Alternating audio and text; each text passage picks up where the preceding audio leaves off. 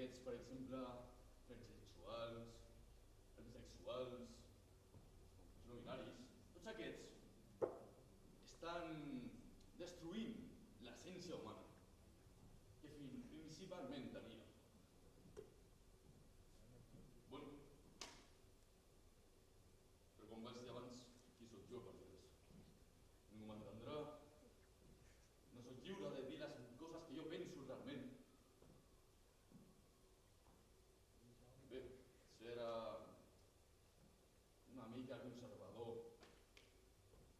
ser de família catòlica, no et respecten com deveria. Però bé, encara que diguin que els temps han canviat, em diuen retrògrad, tonteries d'aquestes, per a mi són floretes, perquè qui són ells per jutjar el que és la llibertat, si justament ells es burlen de Déu i el seu pla que ha fet per nosaltres? Qui són ells per dir-los? A llocs com el que vaig anar ahir, no hi tornaré mai més.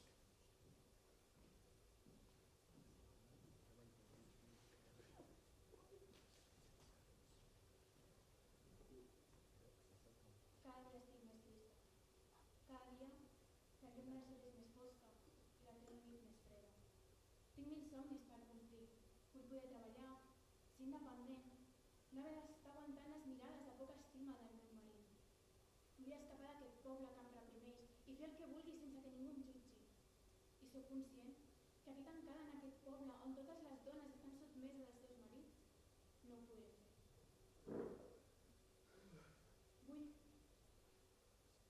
Vull desfer-me de tot el que em subjecta aquesta vida, el meu marit, el fill que porto al ventre, la por de decebre la meva família i, sobretot, el fet de pensar que no podré complir el somni de ser dissenyadora de moda i viatjar per tot el món. De cop,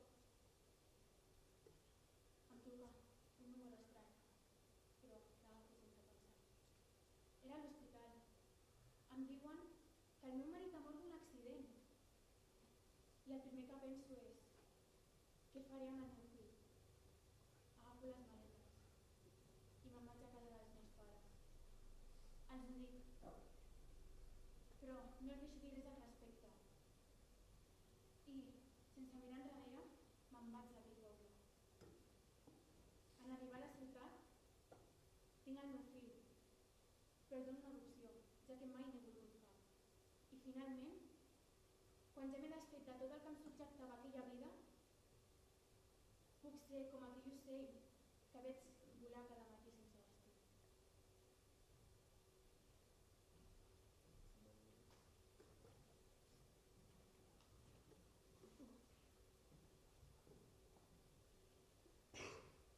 Com es pot sortir d'una presó que t'ha fabricat els teus pares?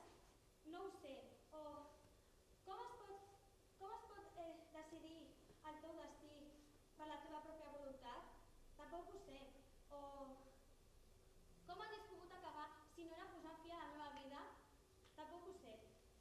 El meu infern va començar des del minut 1 de la meva vida, des de l'any que vaig néixer, perquè tinc uns pares que no m'han estimat, però només per ser dona, però al mateix temps perquè no actuava amb una forma femenina. Uns pares que han volgut que el meu infern comencés des del minut 1 de la meva vida, des de l'any que vaig néixer, l'any 1996. Tot i així, el meu infern ha tingut un petit àngel, que és el meu germà petit, que m'estimava, em consolava i estava allà sempre que ho necessitava. Com qualsevol persona vaig anar creixent, a poc a poc, i vaig estar buscant els pocs minuts que em donaven, uns minuts en què una porta s'obria i podia ser lliure. Podia estudiar, aprendre qualsevol idioma, jugar a la pilota, però sempre tornaven, i sempre tornava aquell infern. I jo ja no sabia què fer. L'adolescència va ser la pitjor època de la meva vida. Em volíem casar amb un home que no coneixia, que només sabia el seu nom. I quina raó tenia? Els diners. I fer-me fora de casa, sense poder veure l'única persona que m'ha estimat. Els dies s'anaven acostant i jo m'havia de casar amb un home maltractador, que només pensava en el treball, que no volia, que només volia per tindre una dona i tindre fills. I jo no volia això. Jo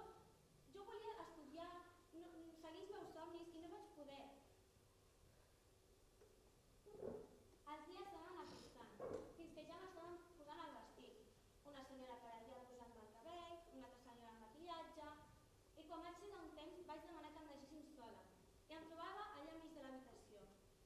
I vaig agafar una daga que tenia sota la taula i allà mateix vaig acabar amb tot, juntament amb una carta.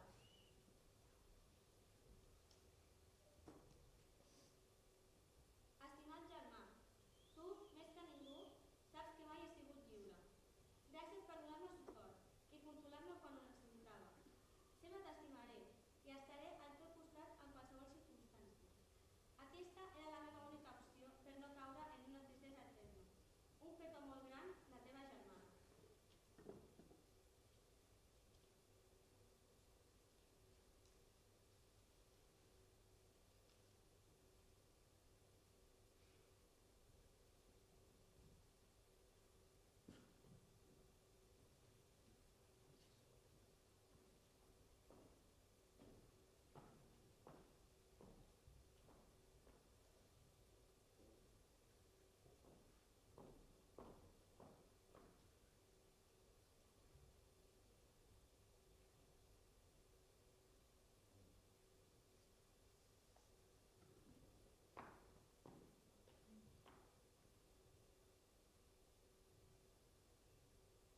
No pot ser. Però que lletja.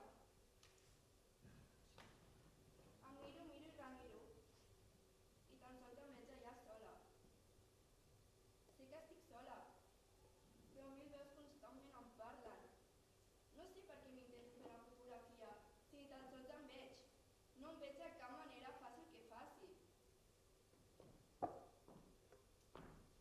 És que, de què em serveix viure per viure envoltada de frustració constant? De veritat m'ho mereixo? Però què em passa? Per què sóc així? És molt injust. Buscava l'experiència de la meva vida. Aquí els estat un intercanvi. I l'intercanvi que m'he endut és el del meu cos. És molt injust, no m'ho mereixo, no he fet res, absolutament res per mereixer-me això. És que, de què em serveix viure? De què em serveix viure per viure així? Amb malestars, sentint-me lletja i bruta i jutjada constantment. Per què? Tots em miren. Per què ho fan? Si tan sols veu grassa embotida, grans, poros, 4 pets al cap i un món a la resta del cos. Per què? Per què hauria de seguir vivint així? Vull poder ser lliure. I vull poder ser guapa, prima, alta, amb els ulls clars i el cabell fins al cul, que tothom em miri i em miri amb cara de desig, d'admiració, que tothom vulgui ser la meva amiga i que no socialitzin amb mi per pena o per angúnia i fàstic perquè no soc millor que ells. Enyoro la meva terra, la meva família, els amics, aquells que m'escoltaven i em miraven i volien saber de mi. No em jutjaven ni em sentia admirada constantment. Veus? Lleig, lleig, lleig, lleig, lleig, lleig, lleig, tot lleig. Tu i solament tu ets culpable d'això. Vull poder ser lliure i vull poder ser-ho ja, com tothom.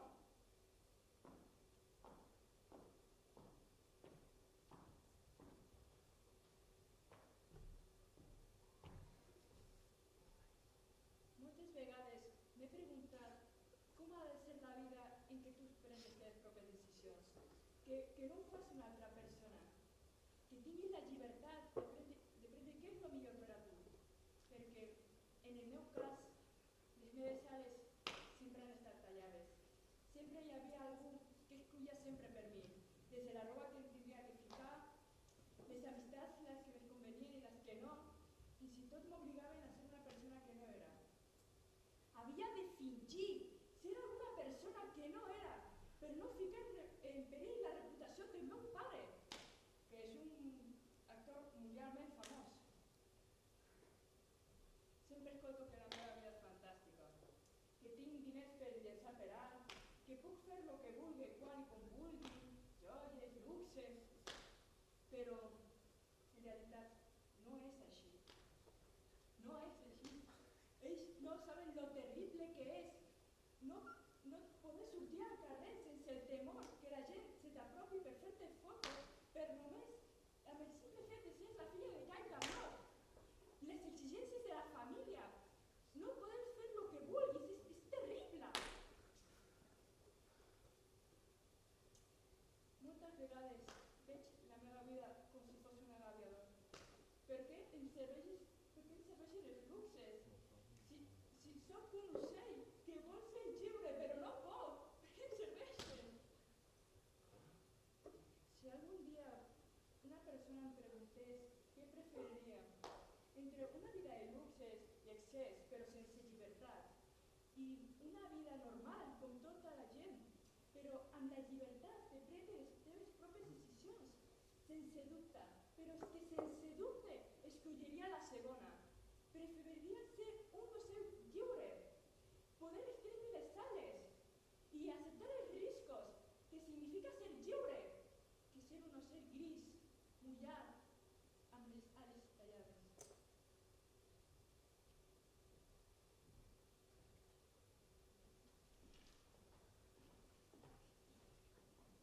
Miro per la finestra. Milers de persones caminen pel carrer on visc. Porten pancartes que posen coses com "Love is love" o "I was born this way". Són els queers. En els últims mesos es manifesten sovint. Diuen que el 1977 serà l'any de la revolució. Potser ja ho és.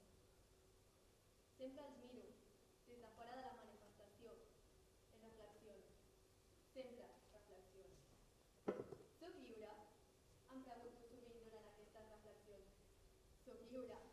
Porto la roba que m'agrada, els cabells com jo vull, escolto la música que jo escollo i realment ningú em mana a fer res. Però, soc lliure? Em segueixo preguntant. Hi ha una cosa dins meu que no em deixa ser lliure del tot. Una cosa petita en la que no em fixo normalment. Una cosa que és tan petita que importa més que res en el món. Al carrer, de fora de la finestra, es criden "out and proud", però desapareixen per estar tan out i per ser tan proud. Em fa por. Porten els cabells vermells. Diuen que representa la seva ràbia. Ràbia de segles on no els deixaven ser lliures. On no ens deixaven ser lliures. "We're free now!" criden. Però apareixen morts l'endemà i jo no crec que aquesta sigui la llibertat. Són lliures de sortir, reivindicar i lluitar pels seus drets, però és la resta de la gent lliure també d'assenyalar-los, de pallissar-los, de condemnar-los, de matar-los, d'assetjar-los? Penso de vegades en ser així de lliure. Però em fa por. Tinc només 17 anys i no vull morir encara, no fins tenir un tas de llibertat. Crec també que no podria mai ser lliure del tot. No podria, perquè per poder ser lliure m'hauria d'acceptar plenament. Vull dir, sé el que soc, sé el nom de la malaltia que tinc, però em fa por fins i tot dir-ho. No. Sé que està malament. És una anomalia de la naturalesa. Les dones estem per tenir fills. Qui no té fills està malament. És el que m'han dit sempre, és el que m'han fet creure. És el que crec. Però no sé com canviar-ho, no ho sé, no sé. El que sí sé, i millor que tot, és que mai no podré ser lliure.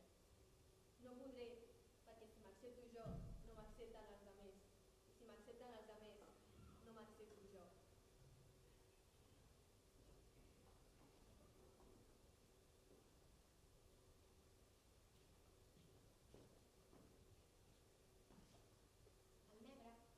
El negre sempre ha sigut el meu color preferit.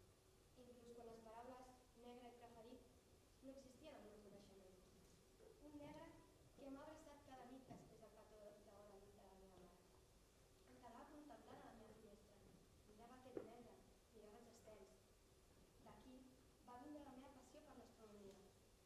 sempre somiava en ser astrònoma, però aquest somni es va veure marcat.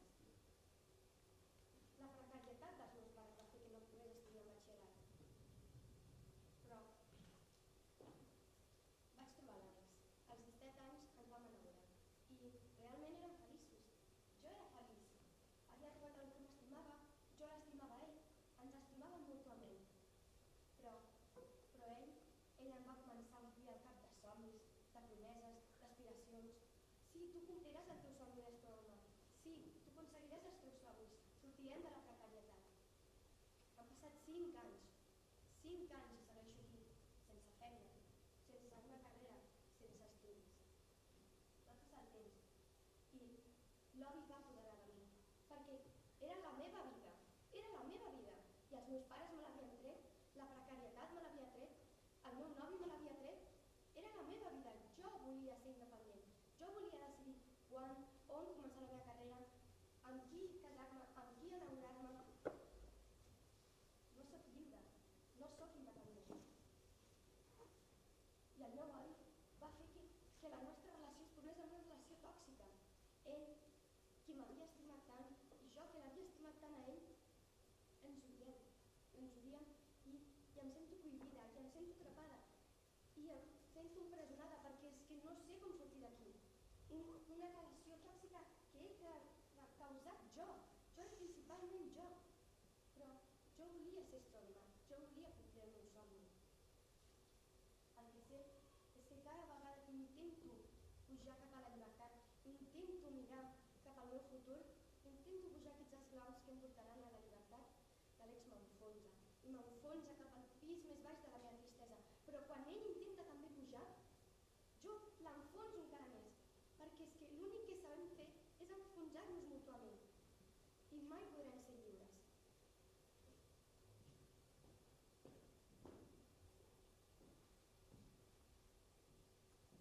La llibertat, què és realment? Moltes vegades m'he preguntat si alguna vegada ho és. És la llibertat la capacitat de prendre decisions? Un somni impossible o simplement l'antònim de sentir-se atrapat? Una altra vegada estic aquí, atrapada en la meva pròpia vida, atrapada entre parets que oprimeixen tot l'aire dels meus pulmons. A casa tinc un marit que ara és el meu carceller i m'obliga a seguir les seves ordres. Ell sempre ha estat aquí per dictar com hauria de viure la meva vida. Com podria jo saber el que és viure sola si mai he tingut aquesta oportunitat? Sé que tinc por de viure al món sense ell al meu costat, però també em fa por viure sota el seu control. Recordo aquells moments en què em va dir que els meus somnis eren estúpids, que mai aconseguiria res sense ell al meu costat. Aquells brots de ràbia, les crítiques constants, les manipulacions perquè sempre em senti inferior i culpable de tot. Però després està aquell moment en què sembla que tot va bé, quan el seu encant torna i es converteix en aquell home que alguna vegada jo vaig estimar. Quan està bé, és com si pogués tocar la llibertat amb la punta dels dits, però quan s'ha girat, és com si caminés per terreny perillós. Moltes vegades m'ha preguntat per què no li he plantat cara. D'una manera o altra, encara el segueixo estimant per tot aquest temps viscut. Sé i soc conscient que estic atrapada entre les ombres d'un matrimoni tòxic. Però el que realment vull jo és ser lliure, poder decidir el que em doni la gana a mi, sense sentir aquesta culpabilitat per dins, sense remordiments, poder decidir allò que vulgui. Així tot, l'únic que puc fer ara és deixar que la meva vida continuï, per ser una bleda que no s'atreveix a plantar-li cara. La meva llum interior comença a apagar-se, s'apaga el tot.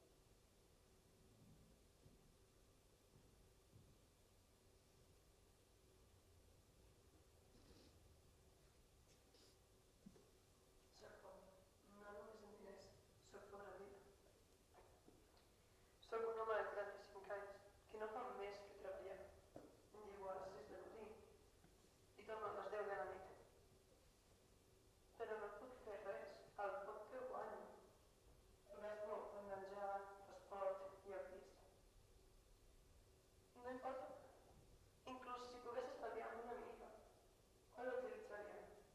No tinc temps per utilitzar-lo, no tindria temps per viure, no tinc temps per viure. No tinc temps per conèixer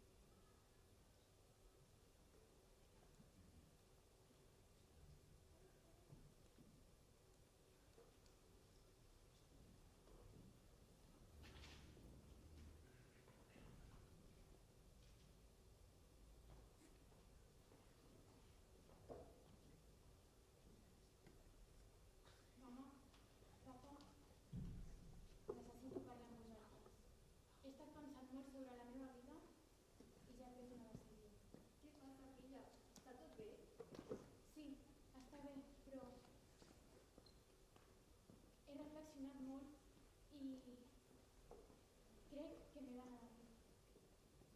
No puc més, no puc estar aquí tancada. Necessito perseguir els meus somnis i saber què hi ha fora d'aquest poble per a mi. Com que anar-te'n? I què passa amb el teu espòs? No deixa Lluís massa aviat després de la seva mort? Saps que has estat un any de dol i vestida de negre. Ho sé. Però no era feliç casada amb ell. Necessito marxar i començar de zero. Maria, però què passa si alguna cosa et succeeix mentre estàs fora? Només volem protegir-te. Ho sé. Però no puc dependre tota la vida de vosaltres. Necessito començar a cuidar de mi mateixa. No, creiem que estàs cometent un error, filla. No pots quedar-te una mica més?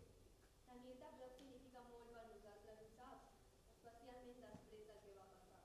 Ho sento molt, però la decisió ja està presa. Però no ho entens. No saps el que és perdre algú tan important. No podem deixar-te anar, com ho va fer amb el teu germà. Mama, papa, escolteu-me. Necessito marxar d'aquí, complir els meus somnis. I no és que us estigui deixant. És només que no puc aguantar més aquí. Però no t'ho podem permetre. Ho sento, però me'n vaig demà.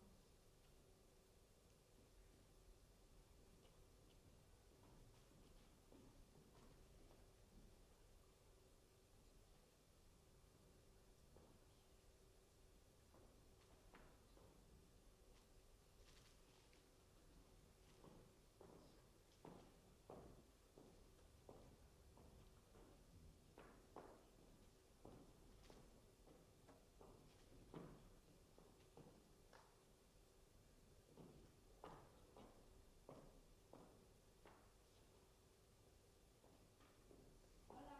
Hi. We're talking about what we are going to do this weekend. Oh, sounds great. Wait, no me vayas a...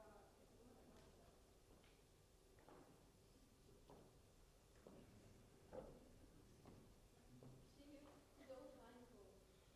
És la noia sardera més bona que he vist mai. She's very pretty. Però és que de vegades fa mala cara, ho saps, ja.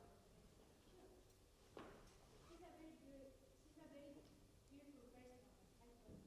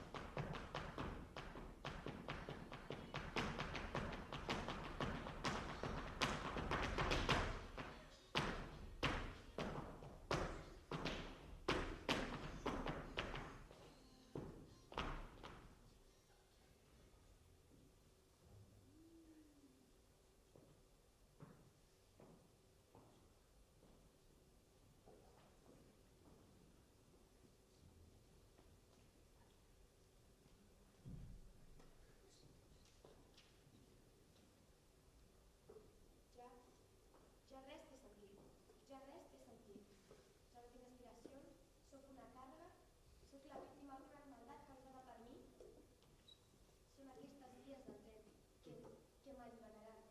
Només 2 minuts perquè tot acabi. Espera, no deixis que la tristesa acabi amb tota la teva vida. Qui ets? I què ets? No et preocupis, em dic Eva, però només vinc a ajudar-te. Ajudar-me? Tu no em pots ajudar. Ningú em va poder ajudar. Ningú em pot ajudar. I ningú em podrà ajudar. No hi ha ajuda possible per mi. Sí que la hi ha. Com tu, l'amor no m'ha donat mai la mà. Tu no has estat a la meva situació. Tu no has estat entre la vida i la mort. Tu no has estat pensant en tirar-te a les vies d'un tren. Potser a les vies del tren no, però sí que vaig arribar a l'opció de la mort. I per això vull ajudar-te. Per què ho vols fer? Llavors, si tu ho vas fer, m'estàs dient que ho he de fer? Com tu? Com tu vas acabar el teu patiment, l'he d'acabar jo? Esclar que no, aquella és l'opció fàcil, però has de lluitar per trobar allò que et fa feliç i poder ser lliure. Què és el que t'ocorreix?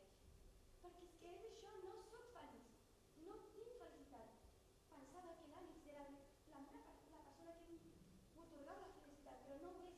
Jo li trec la seva felicitat, ell treu la meva felicitat. No hi ha felicitat possible. Sí que la hi ha, potser sí que ho sou els dos, però heu de buscar ajuda als nostres familiars, als amics, o ara hi ha una cosa a la moda, com es deia? Sí, la teràpia de parelles, això us ajudarà. I tu creus que això realment val la pena? Creus que això a mi m'ajudarà? Esclar que sí, qualsevol cosa que no sigui llançar-ho tot, llançar-te a les vies del tren i acabar-ho amb tot, busca l'opció i ser lliure, ser feliç.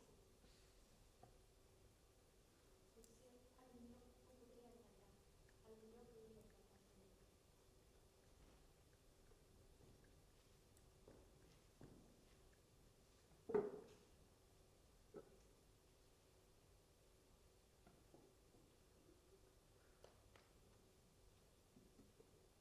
Era bonic reflexionar. Li hagués mencionat que és el meu aniversari. Potser m'hauria dedicat un somriure.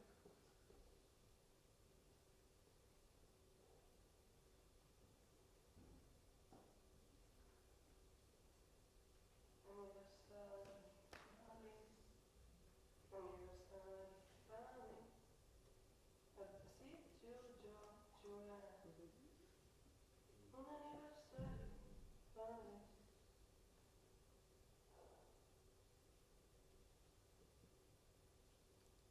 $35 i dels quals 30 treballant. M'hauria d'estar acostumat, però que difícil és. Has veritat, sempre estàs sol. L'últim cop que el vaig passar en companyia va ser el 17. Amb ma mare. La trobo a faltar.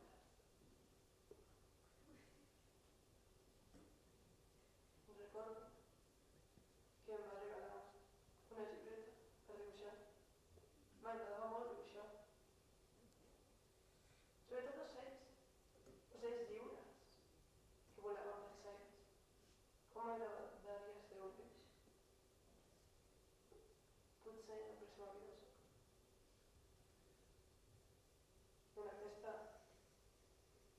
estic molt enfonsat en la merda. Ja no puc sortir. Realment val la pena continuar amb tots aquests aniversaris i anys buits? Realment val la pena continuar amb aquesta vida?